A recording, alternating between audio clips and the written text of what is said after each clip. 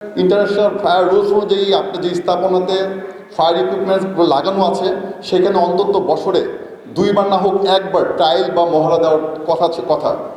আপনি কি বলতে পারবেন কোন স্থাপনাতে এই পর্যন্ত কোনো মহড়া দেখেছেন? যে স্মোক অ্যালার্ম, আপনার যখন ধোঁয়া লাগবে তখন আপনি অ্যালার্মিং, আপনি অ্যাওয়ারনেসটা বা নোটিফাই করবে। আপনি কি দেখেছেন কখনো কোথাও কোনো রাষ্ট্রীয় প্রতিষ্ঠানে এমন কোনো মহড়া দেওয়া হয়েছে? এগুলো লাগানো হয়, নাম কস্তা লাগানো হয় এবং সরকারি টাকা, জনগণের টাকা লুটপাট করার একটা মহা উৎসব। কিছু আমলা, কিছু কর্তা ব্যক্তি এবং কিছু নিম্নমানের কন্ট্রাক্টর, দুর্নীতিপরায়ণ ব্যবসায়ী এটার সাথে যুক্ত হয়ে এই কাজগুলো করছে। যে পর্যন্ত সর্ষের মধ্যে ভূত তাড়াবেন সর্ষে দিয়ে, সেই সর্ষে থেকে যে পর্যন্ত ভূত না তাড়াতে পারবেন সেই পর্যন্ত কখনোই আপনার সম্ভব না আগুন চিরতরে নির্মূল করা। আপনি দেখবেন এক্সপোর্ট ওরিয়েন্টেড যে গার্মেন্টসগুলো, সেই গার্মেন্টসগুলো কিন্তু এখন আগুন লাগছে ঠিকই, কিন্তু এই ধরনের ব্যাপকভাবে কিন্তু কোনো ক্ষতি আমরা তথ্য পাচ্ছি না।